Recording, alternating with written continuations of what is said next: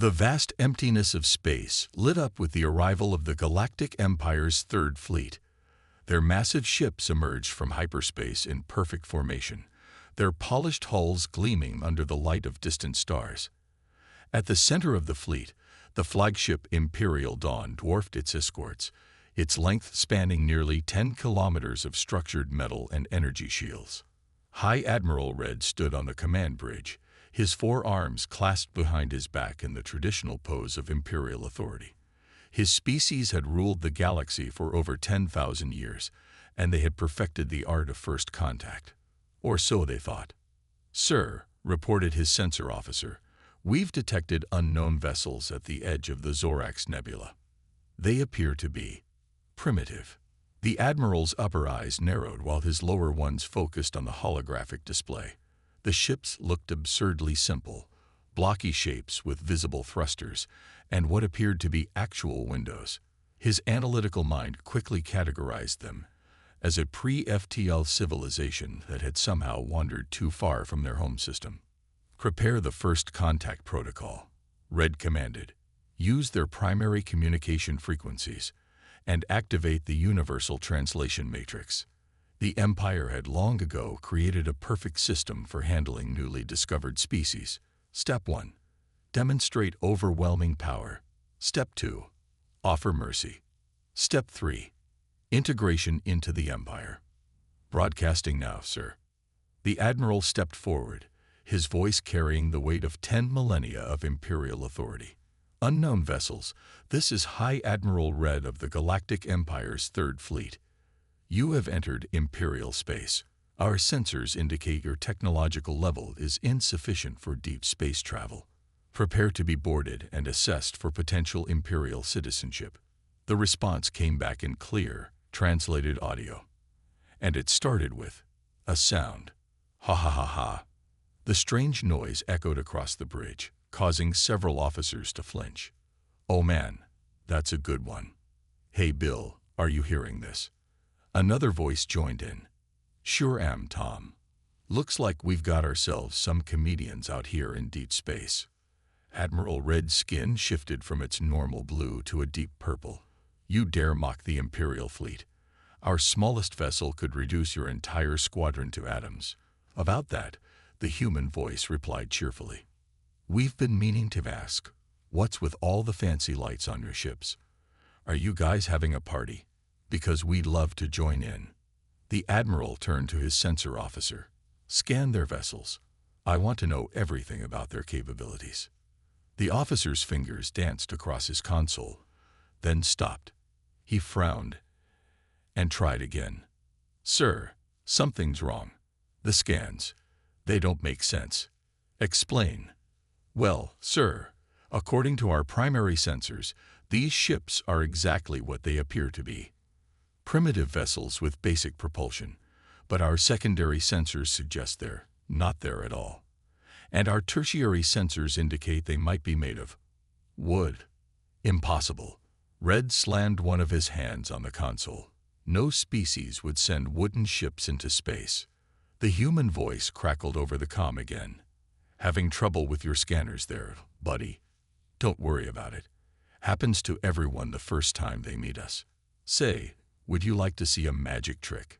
Before the Admiral could respond, one of the human ships vanished, then reappeared, then seemed to split into 3 identical copies before merging back into one. "What you're seeing," the human explained casually, as if discussing the weather, "is our good old human special number 1. We like to start with the classics." The bridge crew watched in stunned silence as the human ships began moving in patterns that defied physical laws. They spun like tops, phased through each other, and occasionally seemed to exist in multiple places simultaneously. "Sir," the weapons officer reported, voice shaking, "I can't get a target lock. It's like they're everywhere and nowhere at once." Admiral Red felt something he hadn't experienced in his 200 years of service. Uncertainty. These humans weren't following any of the established protocols. They weren't acting like a primitive species should. They weren't even acting like an advanced species should. "Hey, Admiral." The human voice returned. While your crew figures out what's what, mind if we broadcast some music? We find it helps set the mood for these first contact situations. Before anyone could object, the sound of something called classical gas began playing across all Imperial frequencies, and the human ships started moving in perfect rhythm to the music. The mighty admiral of the 3rd Imperial Fleet stood on his bridge, all 4 arms now hanging limply at his sides, as he watched what appeared to be a synchronized space dance performed by ships that couldn't possibly exist. And somewhere in the back of his mind, he began to wonder if perhaps, just perhaps, the Empire wasn't quite as prepared for everything as they had thought. Admiral Red paced on his bridge, all 4 arms now twitching with barely contained frustration. The human ships had been dancing for the past 20 minutes, and his crew's attempts to understand their technology had led nowhere. "Sir," his chief science officer called out, "I've completed the deep scan analysis.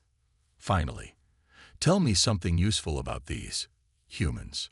The science officer looked uncomfortable. "Well, sir, according to our most advanced quantum scanners, their ships are powered by laughter." "What?" "The energy readings spike every time they laugh over the communications channel. And there's something else. Their hull appears to be made of materials that both exist and don't exist at the same time." Over the comm system, the human captain's voice chimed in again. "Hey there. I couldn't help but overhear you trying to figure out our tech. Having fun with that?" The admiral's skin darkened another shade of purple. "You dare to spy on our internal communications?" "Spy? Nah, you're broadcasting on all frequencies, including something you've labeled Super Secret Imperial Channel Delta. Not very secret if you put it in the name, just saying." The bridge crew watched in horror as their supposedly unhackable systems displayed a small dancing cartoon character on every screen. It wore a spacesuit and appeared to be doing something humans called the moonwalk. "Enough." Admiral Red bellowed. "You will explain your technology immediately or face the consequences." "Oh, sure, no problem." The human captain's voice was cheerful. "It's actually pretty simple. We took Murphy's Law, turned it into an engine, and powered it with quantum improbability. The whole thing runs on a modified video game console from 2025. Pretty neat, huh?" The admiral turned to his science officer. "Explain this Murphy's Law." "According to our database," the officer replied, "it's a human principle stating that anything that can go wrong will go wrong. But, sir, it's impossible to turn a philosophical concept into an engine." The humans apparently heard this too. "Impossible? That's our favorite kind of possible. Watch this." One of the human ships suddenly turned bright pink, spun like a top, and split into 5 copies of itself. Each copy started playing different Earth music, ranging from something called classical to death metal. The Imperial weapons officer spoke up. "Sir, our targeting systems are having a mental breakdown. They're displaying error messages I've never seen before. One screen just says, 'I quit,' and another is showing pictures of small Earth animals called cats." Admiral Red gripped his command rail so hard it bent. "Launch the autonomous hunter-killer drones. They don't rely on targeting computers." The Empire's most advanced combat drones streamed out of the launch bays, sleek, deadly machines guided by artificial intelligence and armed with energy weapons that could slice through planetary crusts. "Oh cool, you guys brought toys." The human captain sounded delighted. "Hey Bill, remember those old arcade games we used to play?" "Sure do, Tom. Looks like Space Invaders, doesn't it?" The human ships began moving in patterns that made no tactical sense. They weaved and bobbed, occasionally spinning in place or doing loop-de-loops. Yet somehow, every single drone missed them. Not just missed. The drones seemed to tangle themselves into knots trying to follow the humans' erratic movements. "What? What are you doing?" The admiral's voice had lost its commanding tone. "Playing games," Tom replied cheerfully. "Your drones are pretty good, but they've got nothing on level 30 of Galaga.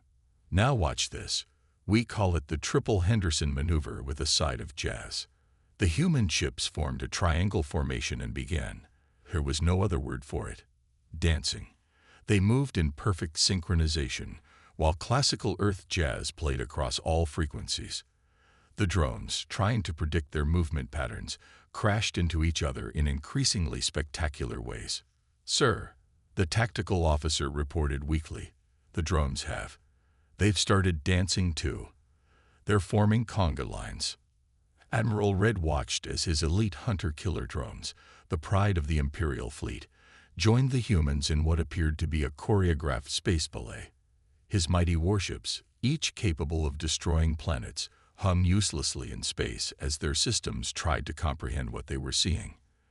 And then, to add insult to injury, one of the human ships started broadcasting cooking recipes for something called space tacos. "Don't worry about the drones." Tom's voice came through again. "We've just reprogrammed them to be less murdery and more dancey. They seem happier this way. Anyone hungry? These space tacos are really good." The admiral of the 3rd Imperial Fleet, veteran of 1,000 battles, felt a headache coming on. These humans weren't just impossible. They were impossibly annoying. And the worst part, they were clearly enjoying every second of this. Admiral Red had finally had enough. His fleet's most advanced drones were now performing synchronized swimming patterns in space, and his bridge crew was trying not to tap their feet to the Earth music still playing over all channels. "Launch all fighters," he commanded. "I want every single combat pilot out there. Overwhelm them with numbers." The Imperial fleet's hangars opened, releasing thousands of sleek fighter craft. Each one was piloted by the Empire's finest, graduates of the most rigorous training program in the galaxy. The space around the capital ships filled with their formations, a sight that had made countless civilizations surrender in awe. "Oh wow." The human Captain Tom's voice carried genuine excitement. "This is perfect. Hey everyone, remember our old flight simulator training?" Several cheerful human voices responded over the common frequency. "Flight Simulator 2024. Here we go. Dibs on doing the barrel rolls." Someone put on the Top Gun soundtrack. The Imperial fighters advanced in perfect formation, their pilots confident in their superior numbers and training. That confidence lasted exactly 8 seconds. The human ships suddenly split up, each one taking a different approach to the incoming fighters. One ship started moving like it was playing an ancient game called Asteroids, spinning in place and zipping around in straight lines. Another began recreating something called Star Fox maneuvers, complete with impossible rolls and loops. "Sir," the tactical officer reported, "our pilots can't. They can't predict where the humans will go because the humans don't know where they're going themselves." The admiral watched in dismay as his elite fighter squadrons fell into chaos. The humans weren't just avoiding their attacks, they were turning the entire battle into a game. "Did you see that flip?" Tom's voice was filled with joy, just like in the simulator. "Though I have to say, your pilots are making this too easy. They keep flying in straight lines." One of the human ships started leaving a rainbow trail behind it as it moved, causing several Imperial fighters to crash into each other while trying to follow its path. Another ship seemed to be playing something humans called Pong, bouncing Imperial energy bolts back at their sources. "Impossible," the admiral shouted. "No ship can redirect energy weapons." "Impossible is just another word for haven't tried hard enough in human language," Tom replied cheerfully. "Besides, we're not redirecting them. We're just convincing your energy bolts that they'd rather go the other way. Physics is more of a suggestion when you're running on quantum improbability."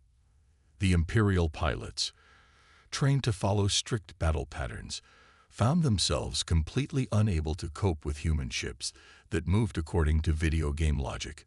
Some fighters spun helplessly in space after trying to follow maneuvers that shouldn't have been possible. Others had simply stopped, their pilots watching in bewilderment as the humans turned space combat into an elaborate dance party. "Sir," the communications officer said weakly, "the humans are. They're grading our pilots' performance. They're giving out scores for style and creativity. Indeed, the human ships had started displaying holographic scorecards after each Imperial attack run. Most scores were disappointingly low, accompanied by helpful comments like, "Nice try, but needs more spin," and "Points for effort, but remember to have fun." The Admiral's skin had now reached a shade of purple previously unknown to Imperial science. "All fighters, return to the ships. Prepare the main weapon arrays." "Aw, they're leaving already." Tom sounded disappointed. "But we just started teaching them the basics. Did anyone even show them the triple corkscrew backflip yet?" As the demoralized fighters retreated to their hangars, many of them still trailing rainbow particles from close encounters with human ships, Admiral Red realized a terrible truth. His fleet's greatest weakness was the humans' complete disregard for how space combat was supposed to work. "Hey, Admiral," Tom called out again. "While you're preparing those big weapons of yours, want to see something really cool? We've been recording all your ship's movements, and we turned them into a musical. Computer, play Imperial Fleet on Ice." The musical with full holographic effects. The space between the fleets lit up with an enormous holographic display, showing the Imperial fighters' retreats set to upbeat show tunes. Someone had even added sparkles. Looking at his bridge crew's faces, Admiral Red saw something that shocked him more than any human technology. His officers were trying not to laugh. A few were even humming along to the music. The Empire was about to unleash its most powerful weapons, and the humans were producing musical theater. Somehow, it seemed to sum up everything wrong with this encounter. In the 10,000 years of Imperial history, no High Admiral had ever needed to visit their ship's medical bay during a battle. Yet here was Admiral Red, sitting on an examination table while a medical officer checked his blood pressure. "Sir, your stress levels are dangerously high," the doctor said, looking at readings that made little sense. "And you appear to be humming something." The Admiral stopped in horror. He had been unconsciously humming the tune from Imperial Fleet on Ice. The musical.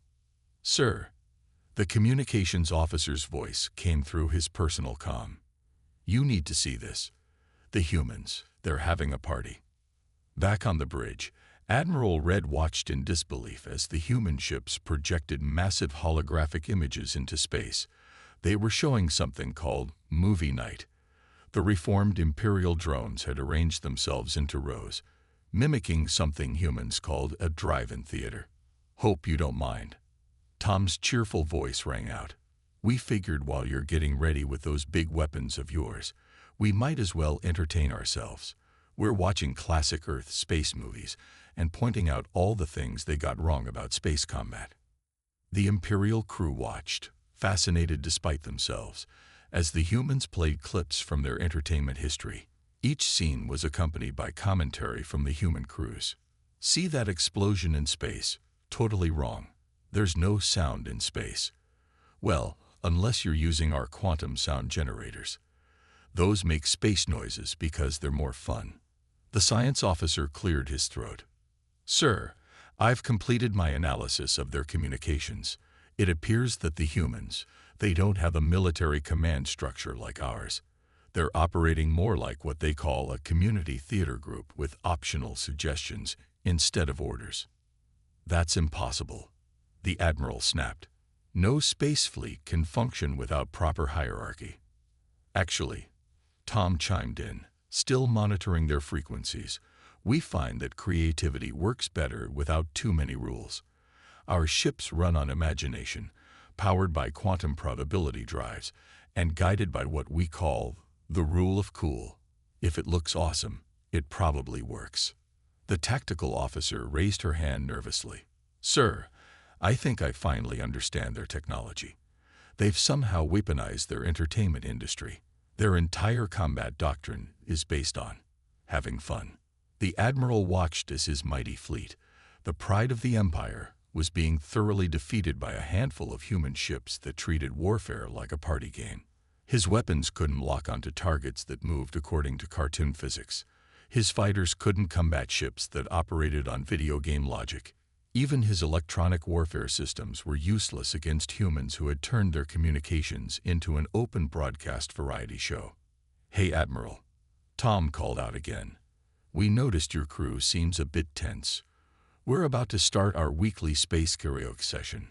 Want to join? We've got some great Imperial March remixes." Before the Admiral could respond, another human ship spun in place and transformed its external hull into what appeared to be a giant disco ball, sending sparkles of light across both fleets. "Sir," the science officer said, looking at his readings, "I believe I've figured out their primary power source. They're literally running their ships on fun. The more they enjoy themselves, the more powerful their quantum probability drives become." The Admiral sank into his command chair. "You mean to tell me that the more we try to fight them seriously, the stronger they get?" "Yes, sir. Their ships operate on principles that directly contradict everything we know about warfare. They've turned combat into performance art." As if to prove this point, the human ships began performing what they called synchronized space skating, complete with jumps, spins, and perfect formation changes.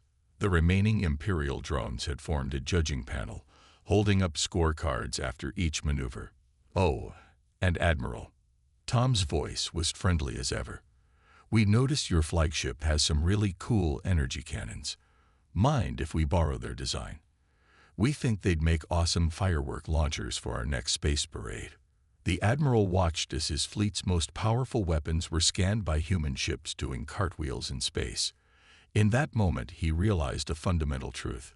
The Empire had spent millennia perfecting the art of war, while humans had turned war into an art. And somehow, their way was winning. "Sir," the tactical officer asked quietly, "some of our crew are asking if they can join the karaoke session. Should I tell them no?" Admiral Red looked at his bridge crew, all trying to hide their interest in the human party happening outside. He had never felt so lost in his entire military career. Admiral Red stood on his bridge, watching in disbelief as half his crew participated in human karaoke, while the other half tried to look like they weren't enjoying it. It was time to end this humiliation once and for all. "Enough of this foolishness," he commanded. "Activate the Imperial Sunderer." The flagship's hull split open, revealing the Empire's ultimate weapon, a massive cannon that could tear apart the fabric of space itself. The weapon had ended wars before they even began. No civilization had ever withstood its power. "Ooh, shiny." Tom's voice carried genuine appreciation. "That's a really nice space gun you've got there, but you might want to check your quantum harmonics. They're a bit wobbly." "Wobbly?" The Admiral turned to his weapons officer. "What is he talking about?" Before anyone could answer, one of the human ships casually drifted closer to the Imperial Sunderer. It was now playing something called inspection music, apparently a combination of elevator music and technical sound effects. "Yep, definitely wobbly," Tom confirmed. "See, you're trying to tear space apart, but space isn't really into that idea right now. We had a chat with it earlier." "You had a chat with space?" The Admiral's voice was barely a whisper. "Sure did. Once you understand quantum mechanics as a form of interpretive dance, it's pretty easy to communicate with fundamental forces. Watch this." The human ship spun in place and shot a tiny beam of light at the Imperial Sunderer. The mighty weapon suddenly transformed into a giant bubble-blowing machine. What have you done?" The Admiral watched in horror as his ultimate weapon created beautiful rainbow-colored space bubbles. "Just adjusted its quantum frequency to something more fun. Don't worry, it's actually more powerful this way. Those bubbles are little pockets of concentrated joy, very effective against grumpy energy beings." The tactical officer was frantically checking her readings. "Sir, they've somehow modified our weapon at the fundamental level. It's still the same energy output, but now it's happy." More human ships moved forward, each one casually redesigning Imperial technology as they passed. Plasma torpedoes became firework launchers. Shield generators started producing aurora light shows. Even the fearsome point defense lasers were now shooting streams of glitter. "You see, Admiral," Tom explained cheerfully, "we figured out a long time ago that the universe has a sense of humor. Once we learned to laugh with it instead of trying to control it, everything became much easier." The science officer raised his hand. "Sir, I'm detecting massive energy readings from the human ships. They'd been holding back this entire time." Indeed, the seemingly playful human vessels were now glowing with power that dwarfed the entire Imperial fleet. Their hulls shifted and changed, revealing technology so advanced it looked like magic. "Sorry about the light show," Tom said. "Our ships get a bit excited when they're having fun. They're basically giant quantum computers that run on happiness and imagination. The more we enjoy ourselves, the more powerful they become." Admiral Red watched as his mighty fleet was systematically transformed into what looked like a traveling space carnival. The humans hadn't just defeated them. They'd completely changed the nature of their technology. "Your weapons are now non-lethal, but way more interesting," Tom explained. "Your engines run on renewable fun instead of artificial quantum states, and we took the liberty of installing entertainment systems in all your ships. Trust me, long space voyages are much better with good movies." The Admiral looked at his crew. Many were already testing their new systems, creating beautiful light patterns in space or launching musical torpedo salvos. Some had joined the reformed drones in what appeared to be a zero-gravity dance competition. "Oh, and one more thing," Tom added. "We're hosting an intergalactic party next week. Your whole fleet is invited. We'll teach you the basics of quantum fun mechanics. It's really not that hard once you learn to stop taking everything so seriously."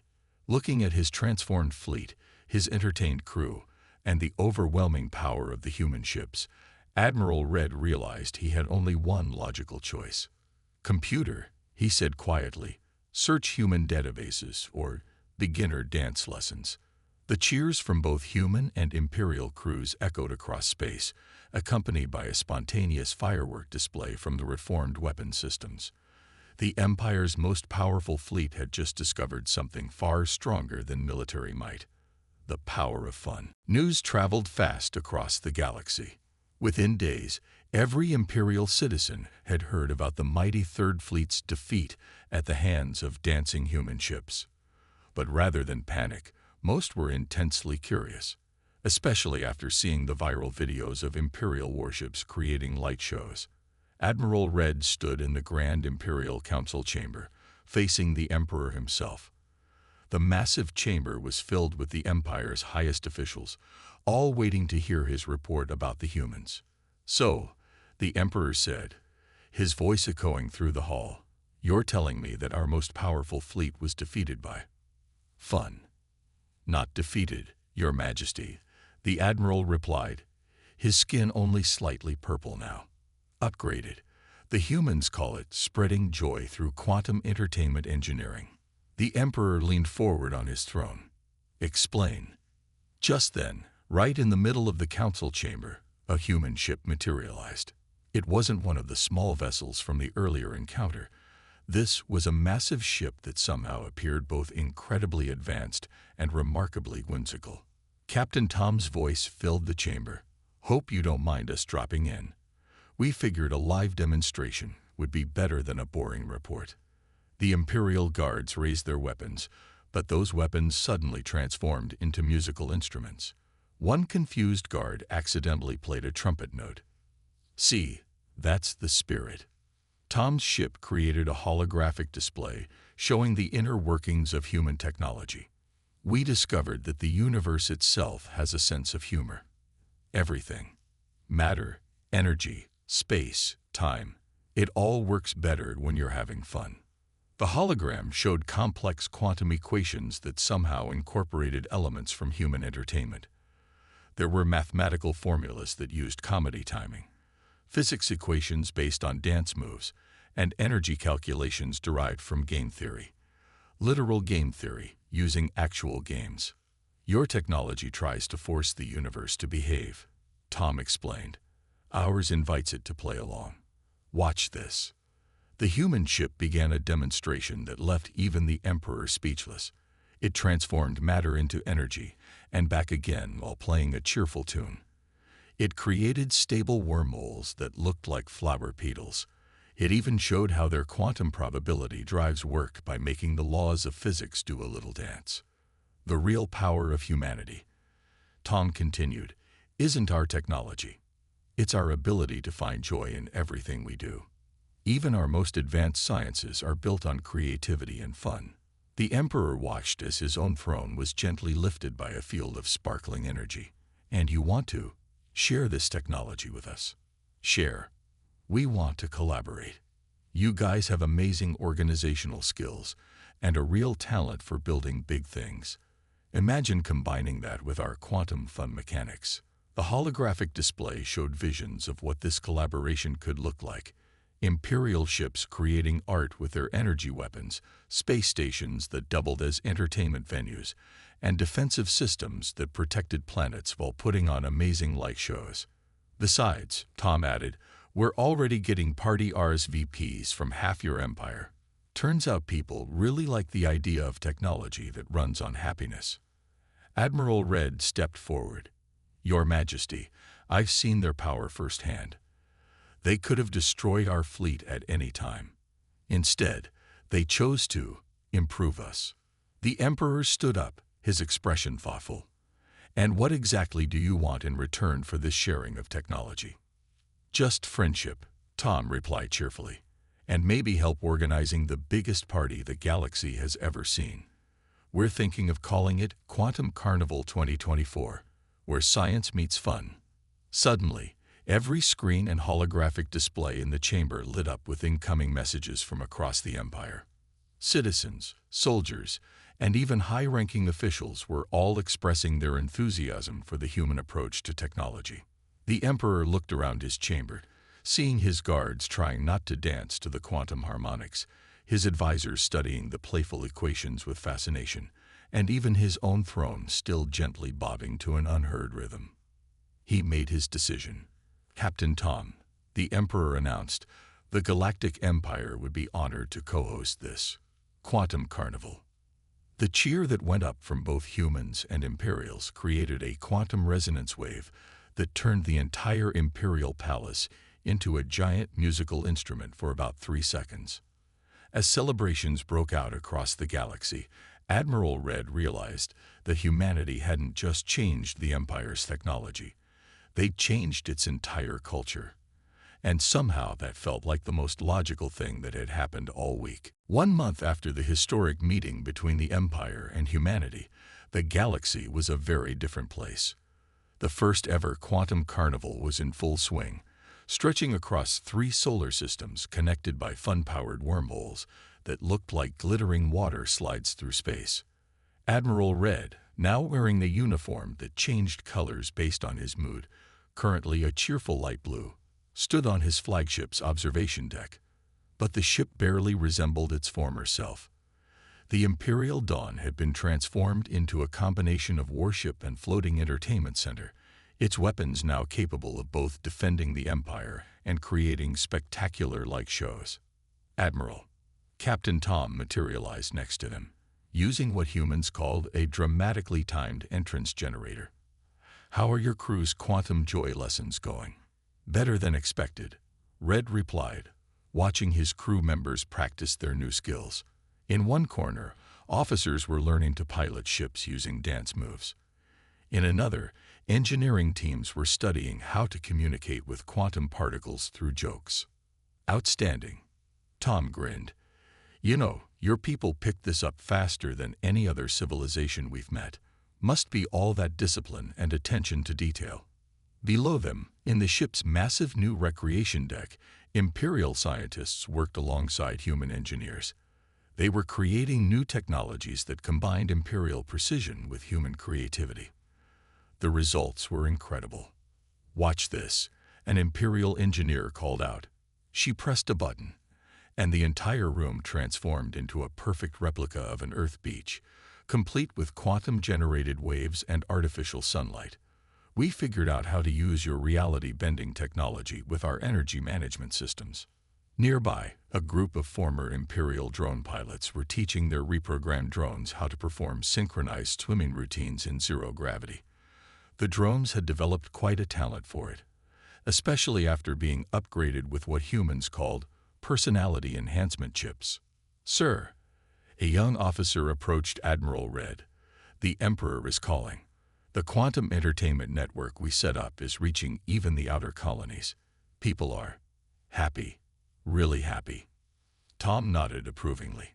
"That's the thing about fun. It's pretty contagious once you let it spread. Even the grumpiest quantum particles can't help but dance along." The Admiral watched as a fleet of converted Imperial warships practiced their new defensive formations. Instead of rigid military patterns, they moved in flowing, artistic sequences that were actually more effective at protecting territory. It turned out that potential attackers were completely confused by battleships that could turn into space-going carnivals at a moment's notice. "The most surprising thing," Red admitted, "is how much more efficient everything has become. Our ships run better, our crews work better, and even our weapons are more powerful, though we hardly need them anymore." "That's because you're working with the universe instead of against it," Tom explained. "Even your old quantum calculations are improving now that you've taught them to have fun. Speaking of which," he gestured to a nearby screen showing the results of the latest Imperial military assessment. Combat effectiveness was up 300%, but more importantly, diplomatic incidents were down 95%. It turned out that other civilizations were much more interested in talking when first contact involved invitation to a party instead of demands for surrender. "The Emperor has announced a new direction for the Empire," Red said, his uniform shifting to a proud golden hue. "We're rebranding as the Galactic Cooperative of Fun and Scientific Achievement. The acronym needs work, but the idea is solid." "Beautiful." Tom clapped his hands. "And just in time for the grand finale of the Quantum Carnival. Are your ships ready for the big performance?" Red nodded. The entire Imperial fleet had spent weeks practicing for what would be the largest synchronized space dance ever attempted. Thousands of ships, millions of drones, and countless quantum light displays, all moving in perfect harmony. "You know," the Admiral mused, watching his crew prepare for the show, "a month ago, I thought humans were the most annoying species in the galaxy. Now I understand. You're still the most annoying species in the galaxy, but that's exactly why you're also the most brilliant." Tom laughed. "Coming from an Imperial Admiral, that's high praise. Now, shall we show the galaxy what happens when Imperial precision meets human creativity?" As the music began to play across the quantum entertainment network, ships from both civilizations moved into position. The greatest performance in galactic history was about to begin, and at its heart was a simple truth. The universe wasn't meant to be conquered or controlled, but to be enjoyed. And nobody knew how to enjoy things quite like humans.